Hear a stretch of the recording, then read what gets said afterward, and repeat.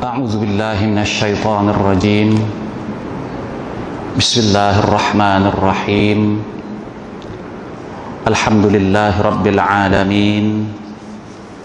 الصلاة والسلام على سيدنا محمد الرسول الأمين وعلى آله وأصحابه أجمعين.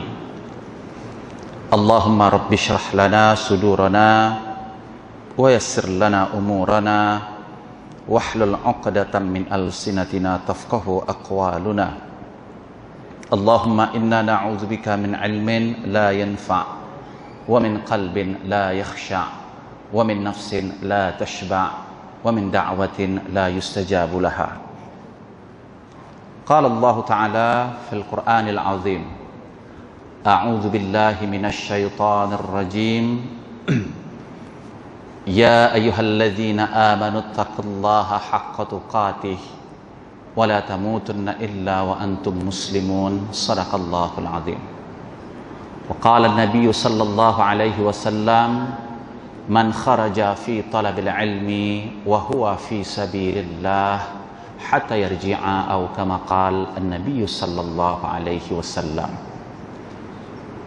Yang saya muliakan Tuan Imam Masjid Al-Bukhari Hafizakallah, yang saya hormati para asatidz wal ustadzat a'azzakumullah jami'an, serta yang saya hormati juga tuan-tuan dan puan-puan muslimin dan muslimat rahimakumullah taala jami'an. Alhamdulillah, puji syukur kita panjatkan kehadirat Allah Subhanahu wa taala, yang mana pada malam yang mulia ini kita masih lagi diberi oleh Allah peluang serta kesempatan untuk dapat hadir di rumahnya yang mulia ini, melaksanakan salat fardu maghrib secara berjamaah.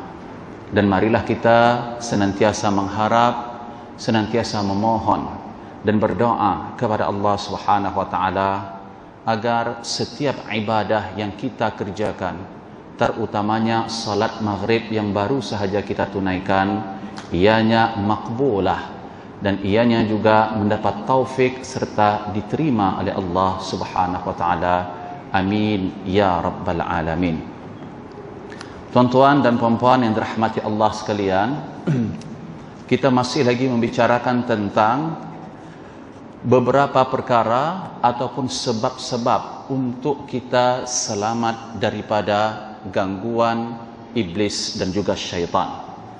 Maknanya terdapat beberapa amalan serta beberapa sebab yang apabila dilakukan, yang apabila terdapat pada diri orang-orang yang beriman, maka dengan izin Allah ianya akan terselamat, ianya akan dilindungi dan dijaga serta dipelihara oleh Allah, yaitu daripada gangguan musuh utama anak Adam ini, yaitu iblis dan juga tenteranya syaitan. Dan sebelumnya sudah kita bincang 3 perkara ya, untuk supaya kita selamat daripada ancaman dan juga was-was iblis. Yang pertama, cara ataupun sebab utama agar kita selamat daripada gangguan iblis, al-imanu billahi azza wa jalla, yaitu beriman kepada Allah Subhanahu wa taala.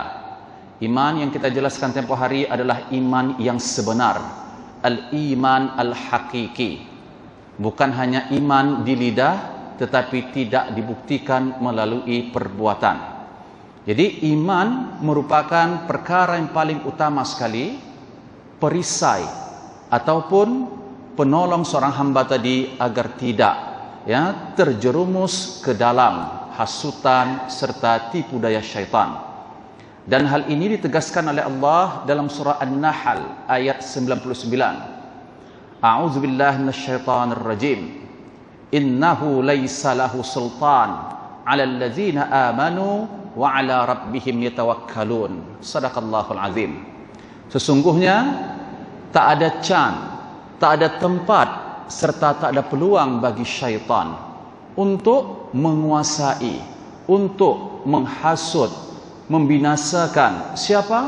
Orang-orang yang amanu, orang-orang yang beriman. At-tasdiq fil qalbi wal iqraru bil lisani wa at-taklif awal af'al min al-arkani. Maknanya di sini iman yang dia teguhkan di dalam hati, iman yang ia benarkan melalui lidah, serta ia buktikan melalui al-arkan wal abdan, yaitu perbuatan. Jadi ayat ini menegaskan bahawa tak ada peluang ataupun kekuatan bagi syaitan untuk mengganggu anak Adam sekiranya anak Adam tadi betul-betul beriman kepada Allah Subhanahu wa taala. Iman, tuan-tuan yang dirahmati Allah, beriman khususnya kalau kita bicara tentang sifat-sifat bagi Allah Subhanahu wa taala, maka sifat-sifat bagi Allah Subhanahu wa taala ianya terbahagi kepada sifat-sifat an-nafsiyah ataupun as-sifat az-zatiyah lillahi ta'ala, ada juga sifat al-af'al, ada namanya sifat ma'ani, ada namanya sifat ma'nawiyah, dan juga ada namanya sifat al-jami'. Jadi ini semua ada dibicarakan di dalam ilmu tauhid dan juga dalam ilmu akidah. Dan bukan hanya orang-orang yang beriman sahaja, tetapi juga orang-orang yang selamat, yang dipelihara oleh Allah Subhanahu wa taala daripada gangguan syaitan serta iblis, yaitu ala rabbihim yatawakkalun, yaitu mereka yang senantiasa menyerahkan segala urusan mereka, mereka yang senantiasa tawakal kepada Allah Subhanahu wa taala. Perkara yang kedua, agar kita selamat daripada gangguan iblis serta syaitan, yaitu al-ikhlas lillahi azza wa jalla. Ikhlas kerana Allah Subhanahu wa taala. Ikhlas di sini banyak sekali mafhum dan definisinya menurut ulama. Di antaranya saya nakalkan daripada kitab A'mal al-Qulub bahwa maksud ataupun definisi ikhlas ini tasfiyatu al-af'al wal aqwal an syara'ib au kaba'ih an-nafs al-ammaratu bis-su' wa raghabatiha. Bahwa yang dimaksud dengan ikhlas adalah seseorang yang berusaha, seseorang yang senantiasa memohon pertolongan kepada Allah agar perkataan, ucapan serta perbuatannya bersih, suci daripada hasutan an-nafsu al-ammaratu bis-su'. Jadi daripada definisi ini dapat kita fahami, tidak semua ucapan manusia itu benar, tidak juga semua perbuatan manusia ini benar. Boleh jadi apa yang diucapkan oleh kita selama hari ini ianya berlaku disebabkan kehendak an-nafsu al-ammaratu bis-su' yang ada di dalam diri kita. Dan an-nafsu al-ammaratu bis-su' merupakan satu di antara makhluk Allah yang tercela tentunya. Kenapa? Karena al-ammaratu bis-su' ini tugas dia, tujuan dia, kerja dia adalah untuk menyeru manusia agar melakukan perkara-perkara yang dilarang oleh Allah Subhanahu wa taala. Yang tidak akan mungkin salah ucapannya adalah Al-Quran dan juga sunnah Rasulullah sallallahu alaihi wasallam. So ketika kita mendapat maklumat ataupun pelajaran, maka pastikan kita dapat membezakan antara Al-Quran, sunnah dan juga perkataan manusia. Karena ucapan manusia ini, kata Imam Malik rahimahullahu ta'ala, kullu ma yu'khadh wa yutrak min kalamihi illa ma'sumin Nabi sallallahu alaihi wasallam. Siapa sahaja, kalau dia bercakap, boleh kita ambil, kita terima, dan boleh juga kita abaikan, kita tak terima atau kita tinggalkan. Yang kita tidak boleh abaikan, yang kita tidak boleh ragu, maknanya kita kena yakin, seyakin-yakinnya menerima ucapan tersebut. Apa? Yaitu apa yang disampaikan oleh ma'sumin Nabi, yang disampaikan oleh Nabi Muhammad sallallahu alaihi wasallam, yang dipelihara oleh Allah, yang dijaga oleh Allah daripada sebarang dosa-dosa dan juga maksiat serta kesalahan. Jadi tuan-tuan yang dirahmati Allah, perkara yang kedua agar kita nak selamat daripada gangguan iblis dengan jalan al-ikhlas lillahi ta'ala. Ketika kita mengucapkan sesuatu, ikhlas karena Allah. Ikhlas karena Allah di sini maksudnya yang kita ucapkan tu benar di sisi Allah dan Allah suka, Allah ridha. Bukan kita bercakap mengikut nafsu kehendak kita, emosional kita, ego kita. Apabila kita bicara berdasarkan ego ataupun emosional, tidak berdasarkan argumentation ataupun dalil serta hujah yang sahihah, maka perkataan itu jelas sekali melenceng ataupun terkeluar daripada kalimat ikhlas tadi. Sebab ikhlas ini adalah kalimat ataupun ucapan, perbuatan yang jelas-jelas kita lakukan kerana Allah. Kerana Allah maksudnya ucapan dan perbuatan kita tu betul-betul diridai serta diterima oleh Allah Subhanahu wa taala. Ini definisi ataupun ta'rif ikhlas yang pertama. Adapun ikhlas yang berikutnya didefinisikan oleh ulama di antara Imam Ahmad bin Hanbal bahwa an ya'mal al-'abdu, seseorang itu melakukan apa sahaja amalan dan ibadah, la yuridu bihi ad-dunya atau la yuridu biha ad-dunya. Setiap amalan dan ibadah yang dia lakukan tu sama sekali tidak ada tujuannya untuk dunia, maka itu juga dikatakan sebagai ikhlas. Dan ikhlas sudah kita jelaskan beberapa maratib dan juga darjatnya. Ada ikhlas umumin nas, ada ikhlas al-muhibbin, ada pula ikhlas al-muqarrabin. Ini menurut Dr. Ali Jum'ah, bekas mufti negara Mesir, bahwa orang yang ikhlas ini tidak sama atau tidak sama darjatnya. Ada darjat ikhlas itu hanya sampai ke level umum manusia sahaja. Bagaimana? Ini kalau dia melakukan ibadah, dia jaga ibadah itu supaya jangan riak. Dia jaga diri dia kawal hatinya, perasaannya supaya tidak ujub dan riak. Ini sahaja. Kalau tadi dia salat, kalau tadi dia bersedekah, kalau tadi dia melakukan kebaikan, di dalam hati dan diri dia fokus untuk menjaga jangan sampai ujub dan riak. Itu sahaja. Ikhlas benar, tetapi ikhlas yang level paling bawah, umum manusia namanya. Yang kedua, ikhlas al-muhibbin, ini sudah kita jelaskan. Ikhlas al-muhibbin ini seseorang yang melakukan ibadah maknanya taat, tunduk terhadap apa saja perintah Allah. Ketika dia melaksanakan perintah Allah, menjauhi larangan Allah, semua itu berdasarkan mahabbatullah wa rasulih, berdasarkan kasih dan juga cinta dia yang amat kepada Allah Subhanahu wa taala. Sehingga kalaupun salat 5 waktu ini yang difardukan oleh Allah tidak diwajibkan ke atas manusia, maka karena peringkat ikhlas dia tadi sampai kepada level mahabbah ataupun muhibbin, ia tetap melaksanakan amalan ataupun perbuatan salat tersebut. Dan yang ketiga, ikhlas al-muqarrabin. Yang ini yang paling tinggi sekali.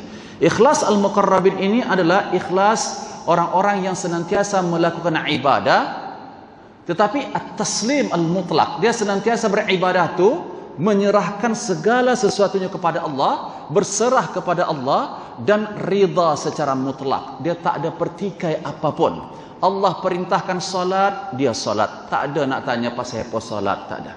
Allah perintahkan puasa, Allah perintahkan berzakat, bersedekah dan lain sebagainya. Sam'an wa ta'atan. Dia dengar, dia taat tanpa mempertikai. Allah uji dengan penyakit, Allah uji dengan kemiskinan, kesusahan, dia ridha. Nah, ini ikhlas yang muqarrabin.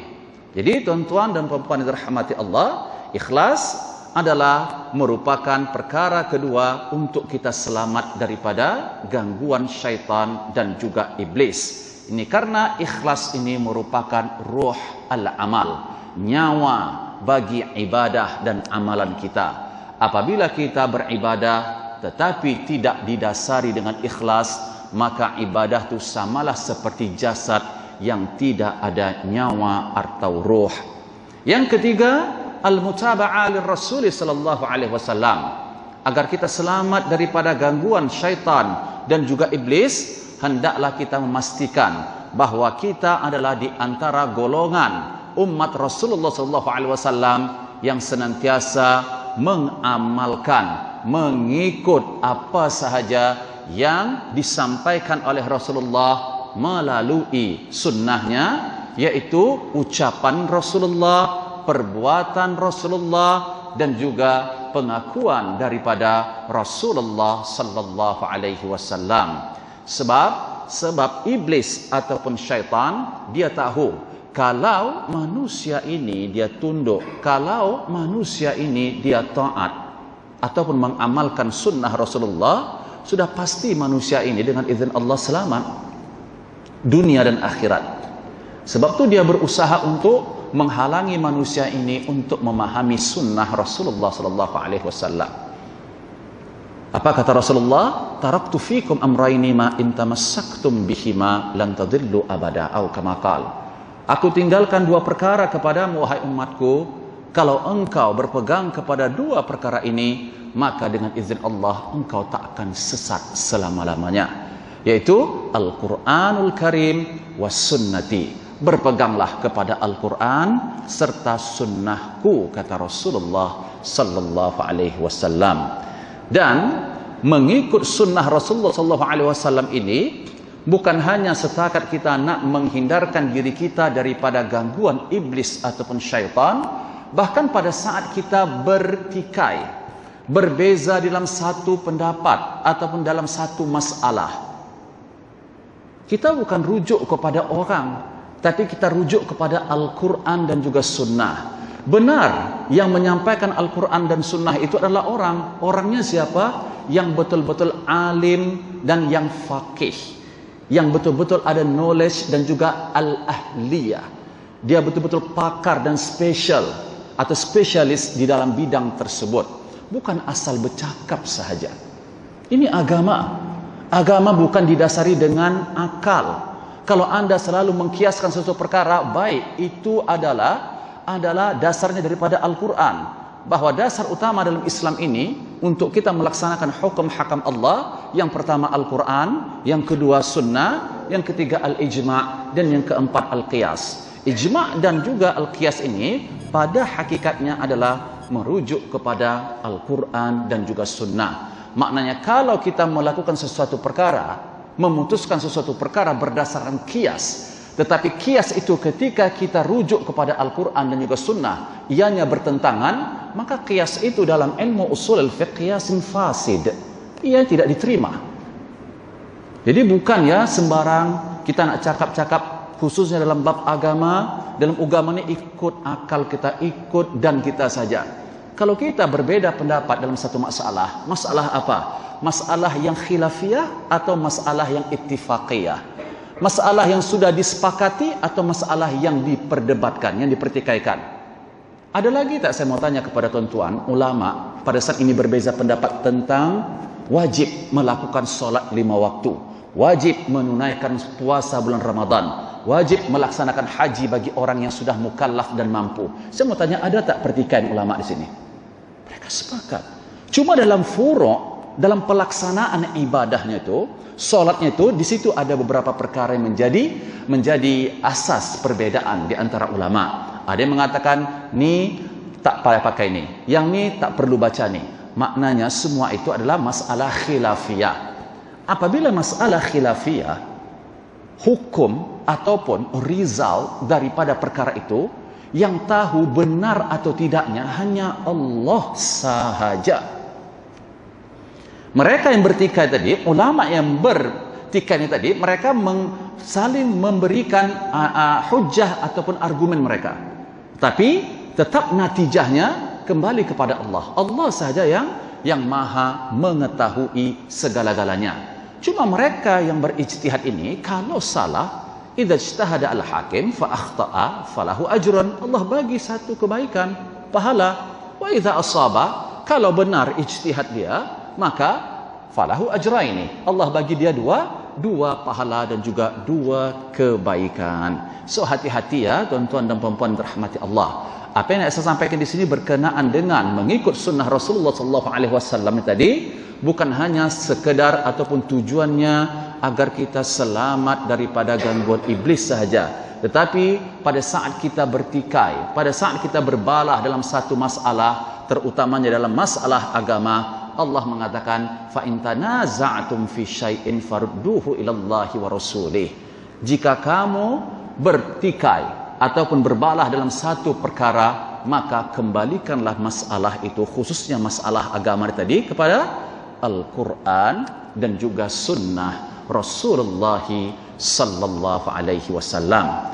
Dan kita perlu ingat, kita perlu tahu bahwa selain asas mentauhidkan Allah, Nabi diutus oleh Allah Subhanahu wa taala, asas utamanya selain menyampaikan kepada makhluk untuk mentauhidkan Allah, menyembah Allah sahaja, yang kedua Nabi diutus oleh Allah adalah untuk menyempurnakan akhlak.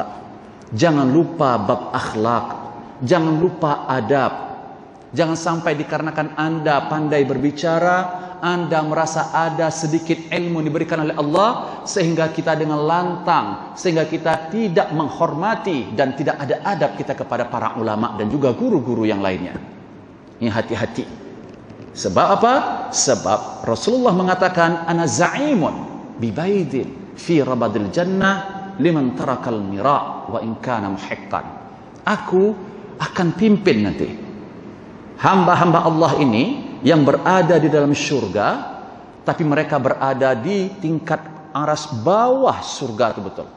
Maknanya syurga ini ada 3 tingkatnya. Tingkat yang paling bawah, tingkat yang di tengah, dan juga tingkat yang paling atas sekali. Yang paling bawah ini siapa yang menempatinya? Kata Rasulullah, liman taraka al-mira', orang yang meninggalkan perbalahan, pertikaian, wa in kana muhiqqan, sekalipun meskipun benda yang dipertikaikan itu benar, tapi dia beralah, tak apa. Sebab ini khilafiyah. Kamu tak pakai ini tak ada masalah. Saya mazhab saya macam ni. Manhaj saya yang penting tidak keluar daripada manhaj ahli sunnah wal jamaah. Setiap ulama ada dalilnya, setiap ulama ada hujjahnya. Karena perkataan ulama itu tidak maksum, tuan-tuan yang dirahmati Allah. Saya ulang, yang maksum itu hanya Al-Quran dan juga hadis Rasulullah sallallahu alaihi wasallam yang sahih tu. Ini sahaja 2 ni yang maksum. Lain daripada yang 2 ni tidak maksum. Apabila kita bicara tidak maksum, maknanya boleh betul, boleh juga kurang betul, boleh juga tak betul. Cuma dia ada tempatnya untuk membicarakan perkara ini. Jadi mengikut Rasulullah sallallahu alaihi wasallam, bahwa satu di antara tanda bahwa kita mengikut sunnah Rasulullah sallallahu alaihi wasallam, yang mana Nabi larang jangan marah, jangan emosional, jangan maki hamun. Kita kata kita adalah pengikut sunnah Nabi. Setiap tahun Maulid Nabi, setiap tahun Isra dan Mi'raj diraikan. Tapi amalan sunnah yang disuruh oleh Nabi, yang dilarang oleh Nabi, kita buat tak? Itu dulu soalannya. Ini sesuatu yang baik kalau kita meraikan Maulid Nabi SAW. Alhamdulillah, tanda cinta dan kasih kita kepada Rasulullah. Terlepas daripada pendapat yang tidak setuju, itu pendapat yang tak setuju. Kita berdasarkan pendapat yang memang ada hujahnya. Kita tak mempertikai orang yang tak setuju. Yang penting yang kita buat itu tidak sesat, itu sahaja. Dan yang kedua, apa yang dilarang oleh Rasulullah itu kita jauhi tak? Apa larangan Rasulullah? Satu di antaranya Rasulullah mengatakan, laisal mu'min bil-li'an wala ta'an wala al-fahishal badhi'ah. Tidak sempurna seorang itu. Belum lagi dikatakan orang itu betul-betul beriman kepada Allah kalau lidah dia suka memaki, suka mencaci, suka mengeluarkan kata-kata kesat, kotor dan juga keji. La haula wala quwata illa billah. Nih, sejauh mana kita sudah mengamalkan sunnah Rasulullah, sementara menahan ucapan ini pun kita masih lagi belum mampu. Kita memandang remeh orang lain pun belum lagi mampu kita untuk kawal diri kita. Kita rasa kita saja yang paling betul di muka bumi ini. Semua orang lain salah. Pada saat kita salah dibetulkan orang lain, kita tak terima. Demi Allah, itulah sombong. Kata Rasulullah, al-kibru batrul haq wa ghamtin nas. Sombong itu hakikatnya adalah orang yang tidak menerima kebenaran dan suka memandang remeh atau memandang lekeh orang lain. La yadkhulu al-jannata man kana fi qalbihi mithqala dzarrah min kibrin. Tidak masuk ke syurga Allah barang siapa yang hati dia menyimpan walaupun hanya sebesar biji zarrah apa? Sifat sombong. Kemudian yang keempat perkara yang dapat menyelamatkan kita dengan izin Allah daripada hasutan dan gangguan iblis, yaitu al-ihsan fil ibadah wa bi khassati as-salah. Yaitu al-ihsan pada saat kita beribadah kepada Allah, dan khususnya adalah dalam masa kita menunaikan ibadah salat. Jadi tuan-tuan yang dirahmati Allah sekalian, bahwa yang keempat, kalau kita nak selamat daripada gangguan iblis tadi, maka senantiasa memohon pertolongan daripada Allah, memohon taufik daripada Allah Subhanahu wa taala. Bagaimana caranya supaya kita memohon kepada Allah, mendapat pertolongan daripada Allah? Allah katakan dalam Al-Quran, wasta'inu bis sabri was salah. Ketika kamu minta tolong kepada Allah dengan sabar serta salat. Dan dalam satu hadis Rasulullah sudah berpesan, kalau nak minta tolong kepada Allah, kalau sedar yang kita ni lemah dan hina di hadapan Allah, maka mintalah pertolongan kepada Allah dengan 3 cara, yaitu bidu'aihim, dengan doa, wa salatihim, dengan salat, wa ikhlasihim, dan juga dengan keikhlasan. Jadi ihsan dalam ibadah ni maksudnya tuan-tuan dirahmati Allah adalah an ta'budallaha ka'annaka tarahu fa in lam takun tarahu fa innahu yaraka. Bahwa ihsan di dalam ibadah ini perkara yang keempat yang dapat melindungi seseorang tadi daripada gangguan iblis, karena maksud daripada ihsan ini adalah kita selama hari ini pada saat menyembah Allah, pada saat melakukan ibadah kepada Allah, ketika itu jiwa dan hati perasaan kita meyakini bahwa Allah melihat kita. Jadi pada saat kita beribadah tu, andaikan ketika kita salat, berpuasa, seolah-olah kita dapat melihat Allah pada saat beribadah tu. Dan memang mustahil siapa saja boleh melihat Allah di muka bumi ini. Jadi kalau memang tidak mungkin, tapi satu perkara yang pasti adalah innahu yarak. Sesungguhnya Allah melihat kita, mengetahui apa sahaja isi hati dan juga perbuatan kita, khususnya pada saat kita salat ni tadi. Jadi ihsan ketika beribadah kepada Allah, terutamanya di dalam bab salat. Jadi syaitan dia akan berusaha ya semaksimum mungkin untuk apa? Merusak salat hamba-hamba Allah ni. Sebab dia tahu salat ini manzilahnya tinggi sekali di sisi Allah. Satu di antara bukti salat itu adalah spesial sekali ibadahnya di sisi Allah yang kita raikan setiap tahun Isra dan Mi'raj. Apakah syariat yang Allah taklifkan kepada Rasulullah dan juga umatnya tanpa perantara Jibril? Satu-satunya ibadah fardu yang Allah syariatkan kepada Rasulullah dan juga umatnya tanpa melalui wahyu dan Jibril, direct di Sidratul Muntaha Allah berikan wahyu tersebut atau syariat tersebut, as-salah, yaitu salat. Itu yang syaitan dia usahakan kita ni supaya salat jangan khusyuk. Sebab dia tahu salat yang benar, salat yang khusyuk ini, apabila kita merujuk kepada Al-Quran, innas salata tanha 'anil fahsya'i wal munkar. Sesungguhnya salat yang benar-benar dilakukan oleh hamba Allah ini akan dapat mencegah diri dia, menjauhi diri dia daripada melakukan perbuatan keji dan juga perbuatan mungkar. Termasuk perbuatan keji ini kita mengumpat, kita mengatur orang, kita selalu menyalahkan orang tanpa ada dalil dan juga tanpa ada dasar. Na'udzubillah min zalik. Jadi orang seperti ini bagaimana? Bermakna kita cek balik solat dia. Kita cek balik solat kita. Tadi dah solat maghrib, tadi baru sahaja solat isya, lepas balik solat ni pas saya apa ni, mata ni suka sangat tengok benda-benda yang tak betul.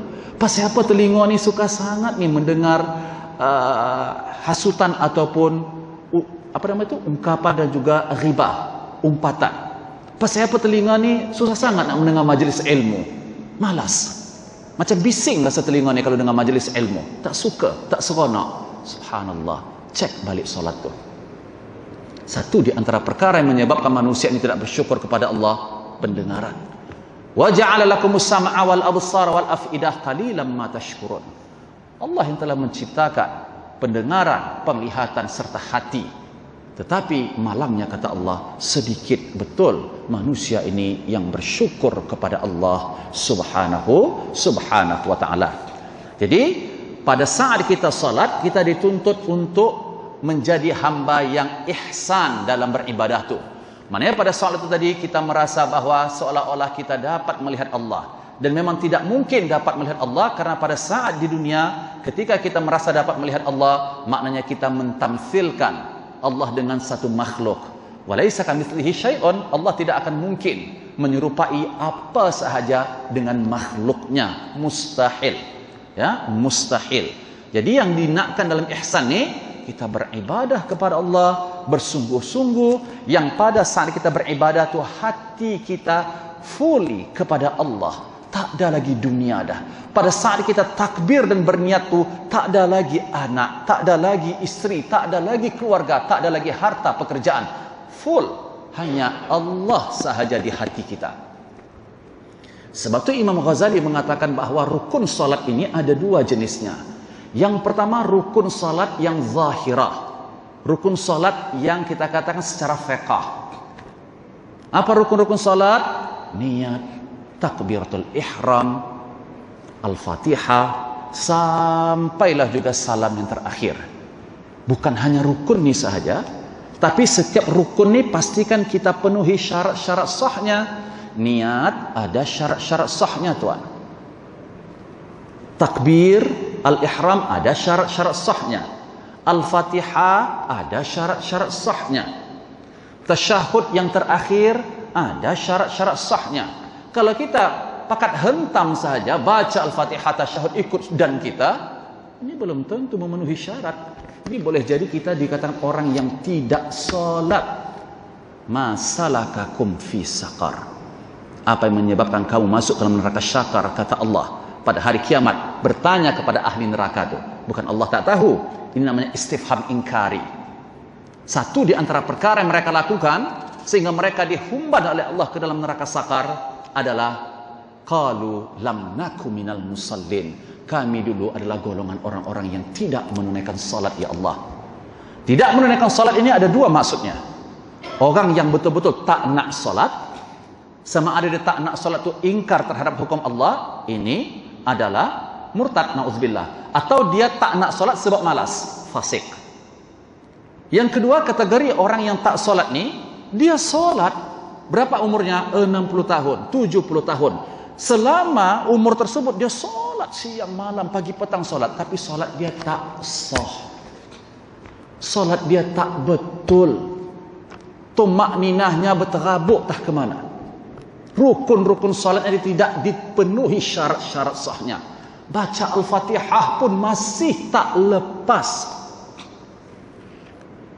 Baca takbiratul ihram dan tasyahud yang terakhir pun masih lagi belum lepas. Belum lepas ini maksudnya belum betul-betul mengikut apa yang dinakkan oleh Rasulullah sallallahu alaihi wasallam. Selalu kita mendengar bahawa satu hadis yang diriwayatkan seorang lelaki yang diajarkan oleh Rasulullah salat, ketika dia salat, habis salat salam, Nabi suruh irji', kembali salat, fa anta lam tusalli, kamu belum salat lagi. Maksud salat kamu tu tak betul. Ulang balik. Disuruh lagi Nabi, ulang lagi, salah. Jadi diajarkan oleh Nabi, sallu kama ra'aitumuni usalli, maka salatlah seperti mana aku salat, yang ditunjukkan oleh Rasulullah sallallahu alaihi wasallam. Satu di antara rukun salat itu adalah at-tuma'ninah. Satu di antara rukun salat itu adalah at-tuma'ninah. Dan Al-Fatihah ini hati-hati tuan-tuan yang dirahmati Allah, yang merupakan satu di antara rukun qauli. Rukun qauli ini dalam mazhab al-Imam Asy-Syafi'i, satu di antara syarat sahnya. Syarat sah maksudnya kalau nak Al-Fatihah kita tu betul, diterima dalam solat, satu di antara, bukan satu syaratnya banyak. Salah satunya adalah kita baca tuh harus dengar. Telinga kita, Anda baca dalam hati, Anda gerakkan lidah Anda, tapi bismillah. Telinga Anda tak dengar, tak ada apapun suara bising, sah tidak baca Al-Fatihahnya? Subhanallah, tidak sah tuan-tuan. Takbiratul ihram, pada saat kita membaca takbiratul ihram, Allahu Akbar, apa yang ada dalam hati kita? Kosong atau niat? Kita tahu bahwa rukun salat itu yang terakhir adalah tartib. Cuma yang tidak tartib itu takbiratul ihram dan juga niat ini bersamaan. Pada saat Anda membaca Allahu Akbar, takbir itu, disitulah dalam dua perkataan inilah Anda kena letakkan niat. Salatnya, qasadnya, ta'yidnya dan juga fardunya, jenis salat itu. Maknanya tiga yang wajib, usalli, maghribnya, fardonnya. Jadi benda ini ada pada waktu bila? Pada saat kita bertakbiratul ihram, bukan sebelum dan bukan selepas. Orang yang solat takbiratul ihram, dia baca niat selepas takbir atau sebelum takbiratul ihram, solatnya sah tidak? Tak sah tuan-tuan. Jangan buat main dalam bab solat, saya mohon maaf. Saya ulang lagi, solat ini direct diterima Nabi di Sidratul Muntaha. Betapa tingginya manzilah salat ini, sehingga Allah menjamin dalam surah Al-Mu'minun, qad aflahal mu'minun. Siapa orang-orang yang beriman nih? Satu di antara sifat orang yang beriman yang berjaya, kata Allah, alladzina hum fi salatihim khashi'un. Mereka yang senantiasa khusyuk pada saat menunaikan salat. Khusyuk ada dua. Ada khusyuk al-qalbi, ada khusyuk an-nifaq. Khusyuk hati, ini khusyuk yang sebenar. Ada yang kedua jenis itu khusyuk munafik.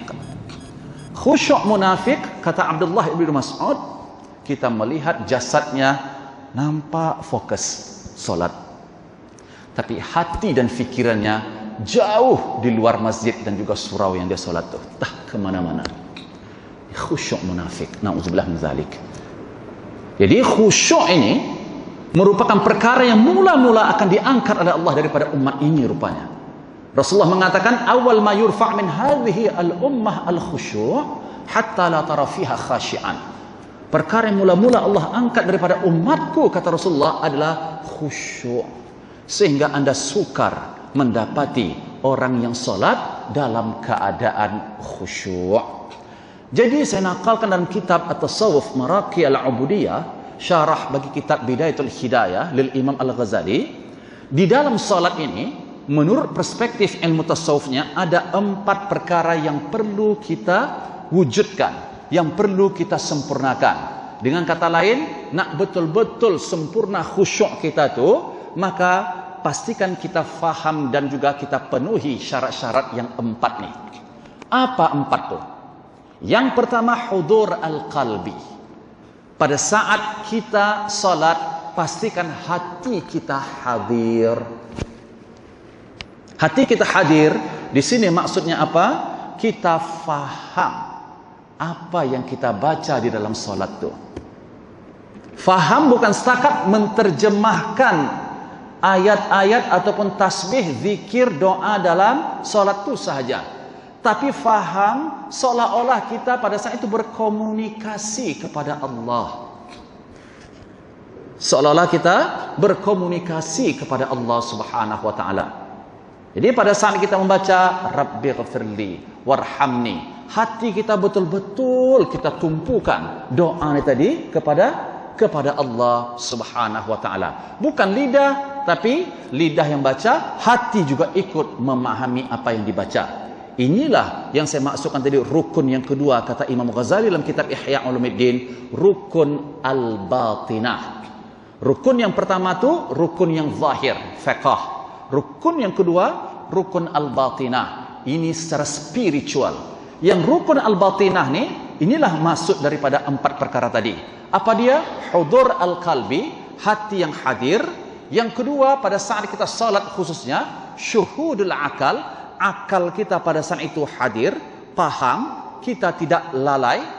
Yang ketiga, khudu'an nafsi.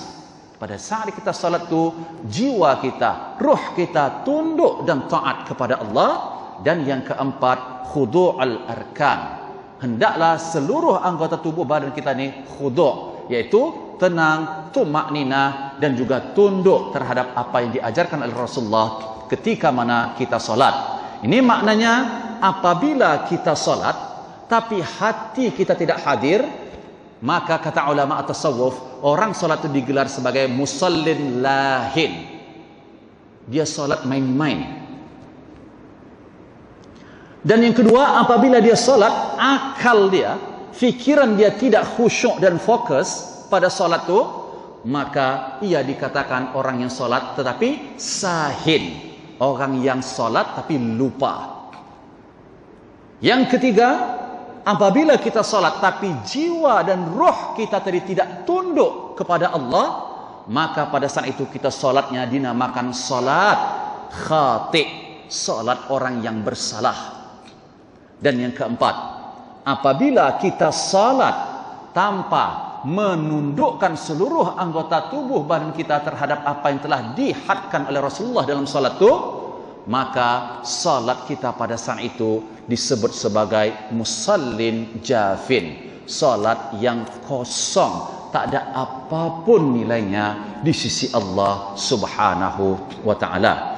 Jadi tuan-tuan dan puan-puan yang dirahmati Allah sekalian, sebenarnya saya nak tambah sedikit berkenaan dengan golongan manusia di dalam solat ni. Saya nakalkan daripada kitab Al-Wabil As-Sayyib yang dikarang oleh Al-Imam Ibnu Al-Qayyim. Beliau mengatakan ada 5 jenis ataupun golongan manusia di dalam solat ni. Jadi kita yang solat tadi, yang sama softnya, dia tak sama nih golongannya.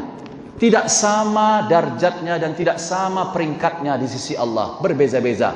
Ada juga yang solat sama dengan kita tadi dalam soft tu, pada hari akhirat dia diazab oleh Allah. Solat tapi kategorinya zalim li nafsi. Karena masuk dah waktu kita ya. InsyaAllah saya akan ulas benda ni pada waktu yang berikutnya. Betul ya? Sudah masuk waktu? Sudah masuk ya? Jadi insyaAllah golongan ataupun 5 golongan orang yang solat ni, insyaAllah kita akan bicarakan nanti pada minggu hadapan. Ini penting sekali. Jangan rasa dah solat dah selamat dah. Rupanya ada orang yang solat tapi dia mu'aqab, diazab oleh Allah Subhanahu wa taala. Wal a'yadzu billahi min zalik. Wallahu a'lam bissawab. Kita baca kafarat al-majlis. Bismillahirrahmanirrahim. Subhanakallahumma wa bihamdik asyhadu an la ilaha illa anta astaghfiruka wa atubu ilaik. A'udzu billahi minasy syaithanir rajim. Bismillahirrahmanirrahim. Alhamdulillahi rabbil alamin. Assalatu wassalamu ala asyrafil anbiya'i wal mursalin wa ala alihi wa ashabihi ajma'in. Allahumma ighfir lana dhunubana wa liwalidina warhamhum kama rabbawna shighara. Allahumma rabbana zidna 'uluman wa tanfa'una fid din wad dunya wal akhirah. Allahumma ya muqallib al-qulub tsabbit qulubana ala dinik wa ta'atik ya rabbal alamin. Rabbana atina fid dunya hasanah wa fil akhirati hasanah wa qina azaban nar. Wa sallallahu ala sayyidina Muhammad wa ala alihi wa ashabihi ajma'in. Walhamdulillahi rabbil alamin. Assalamualaikum warahmatullahi wabarakatuh.